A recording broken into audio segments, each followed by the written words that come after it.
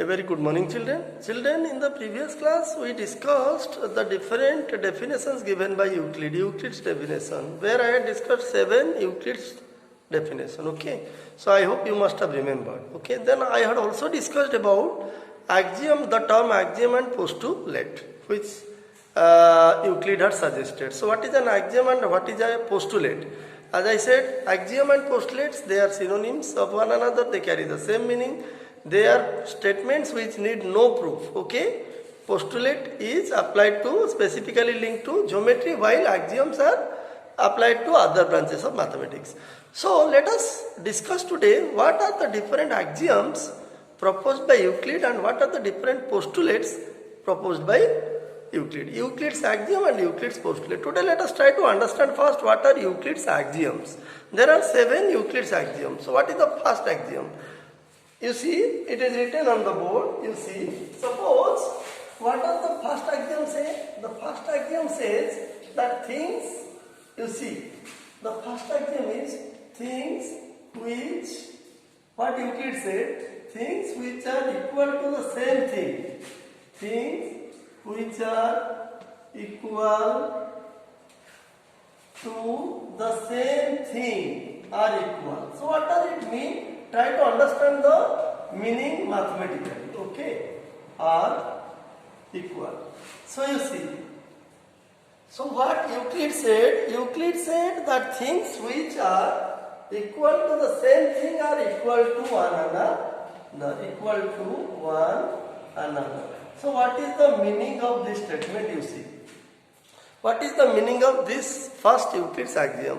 Things which are equal to the same thing are equal to one another. So what does it mean? It means suppose x equal to y. See, mathematically we can say that if x equal to y and suppose z equal to y. See, things which are equal to the same thing. You see, x is equal to y and z is equal to y, and it is true. If x is equal to y and z is equal to y, then obviously what will be the relation between x and z? Then x will be definitely equal to z. You see, this is what the first Euclid's axiom says.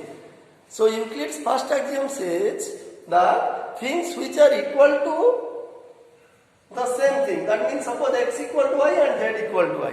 So definitely the relation between x and z will be that they are equal. Okay, they will be equal. So this is the first axiom. It is very clear. Okay. Now let us discuss the second axiom. So what does the second axiom say? The second axiom says that if equals, you see, the second axiom says if, what does the second axiom say?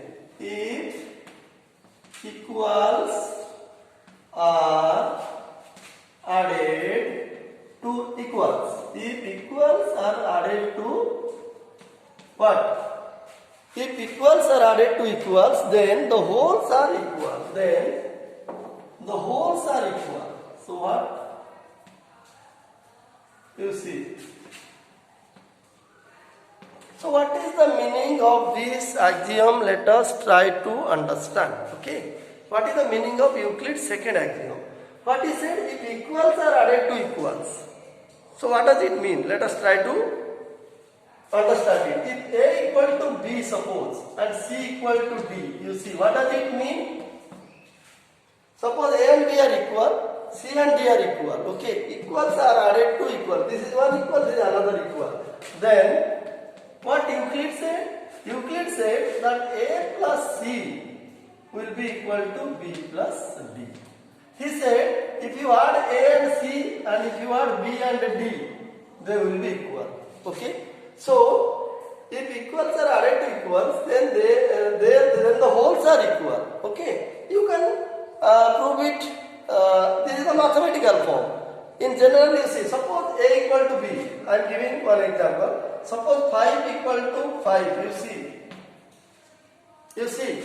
5 equal to 5, suppose A equal to B is 5 equal to 5 and C equal to D, suppose 2 equal to 2, see, okay, see, A equal to B and C equal to D, then A plus C equal to B plus D, that means if equals are added to, if equals are added to equals, then the wholes are equal, So I said if A equal to B and C equal to D, then A plus C will be equal to B plus D.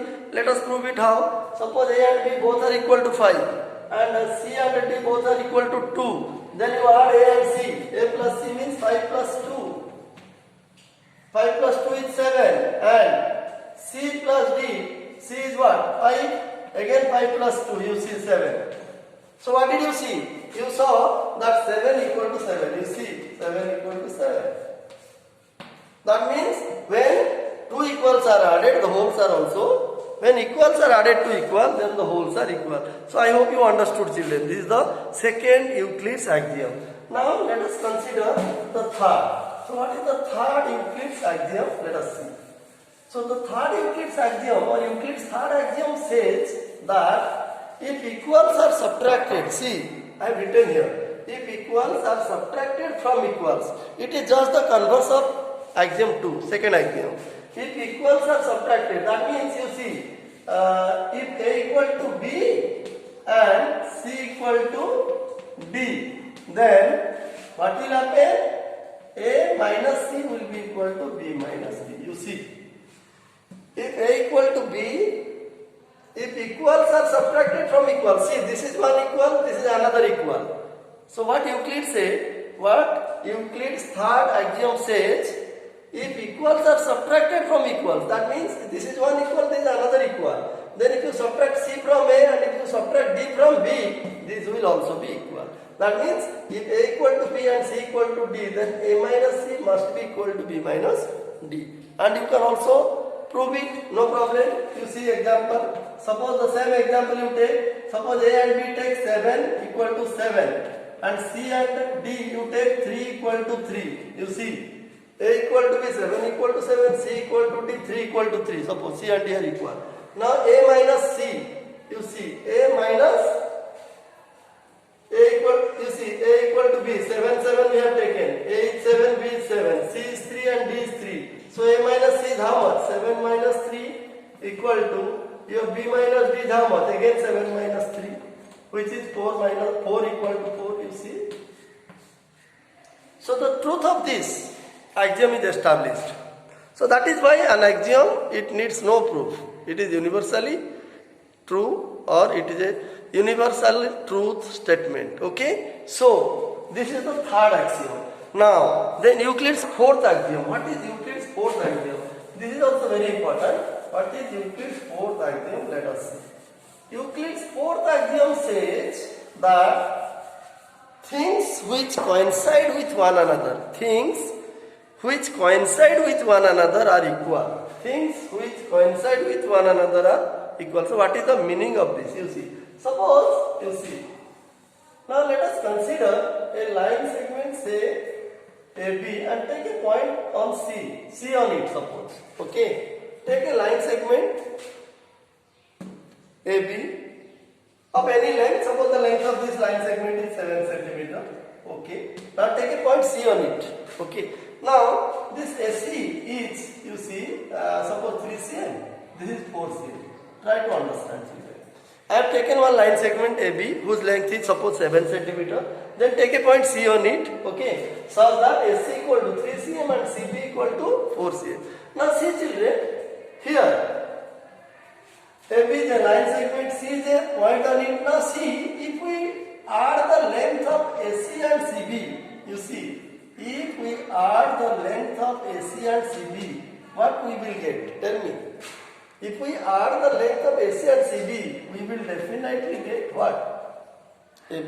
And clearly see AC plus BC, look at.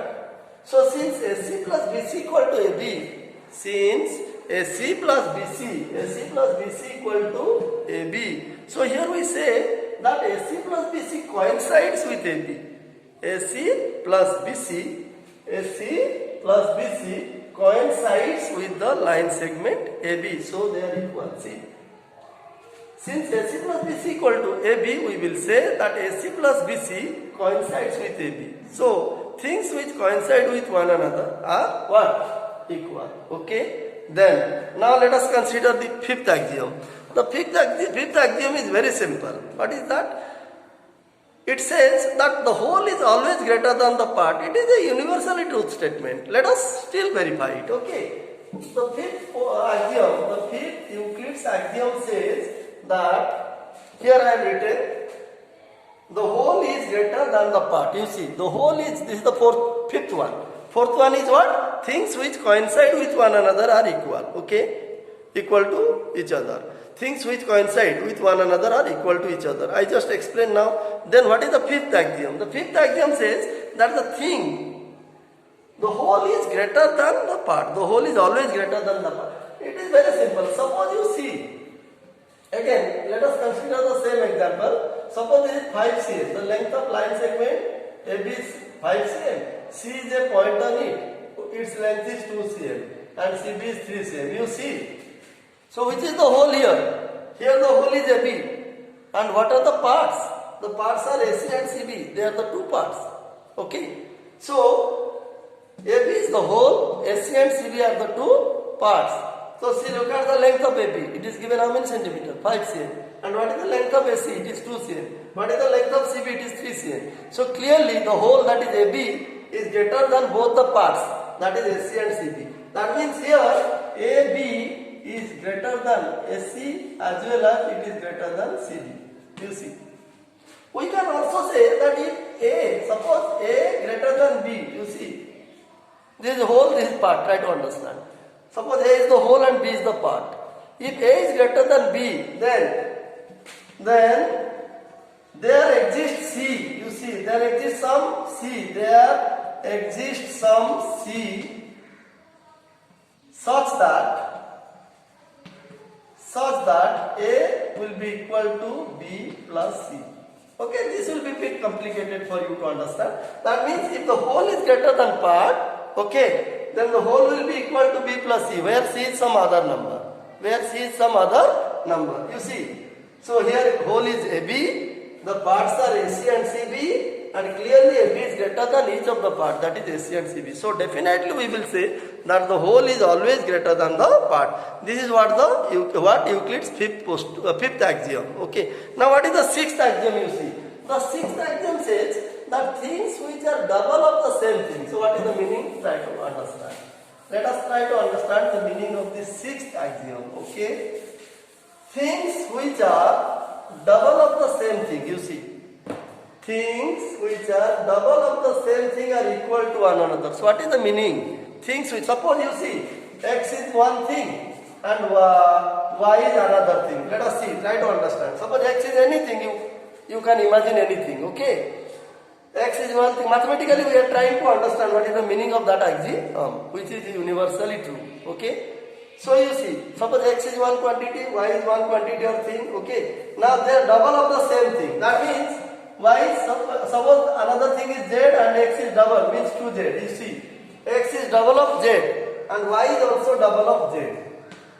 You see, if X is double of Z and Y is double of Z, things which are double of the same thing is Z here, the same thing is Z here. Things which are double of the same thing, they will be definitely. So if this is the case, if X equal to 2Z and Y equal to 2Z, then what will be the conclusion? The conclusion will be definitely X will be equal to Y.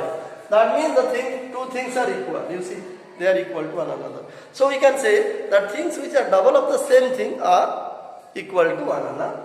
Okay. So this is the sixth axiom, and then the last axiom. What is the last axiom? The last axiom is your things which are half. You see, things which are halves of the same thing. So same meaning. Suppose X equal to half of Z and Y equal to half of Z. You see, half of Z or Z by 2, whatever you write. Suppose X and Y are two things, Z is another thing. X is half of this Z and Y is half of Z. So what will be the relation between X and Y? Clearly X will be equal to Y. That means if X is half Z and Y is also half Z, then X will be equal to Y. Okay? So two things which are half of the same thing. Two or more things you can say. Two or more things which are half of the same things, they must be equal to one another. So okay children, these are the main 7 Euclid's axioms which find application or which are specifically linked to other branches of mathematics other than geometry. So okay children, these are the main 7 Euclid's axioms which find application or which are specifically linked to other branches of mathematics other than geometry. So okay children, these are the main 7 Euclid's axioms which find application or which are specifically linked to other branches of mathematics other than geometry. Then in the next class we will discuss what are Euclid's postulates. Okay, which postulates are specifically linked to geometry. Okay, so what are Euclid's different postulates we will discuss in the next class. And I hope you must have understood the seven definitions given by Euclid, Euclid's definitions and Euclid's axiom. Okay, so we will meet again in another class where we will discuss different Euclid's postulates. Children, I hope you understood. Thank you.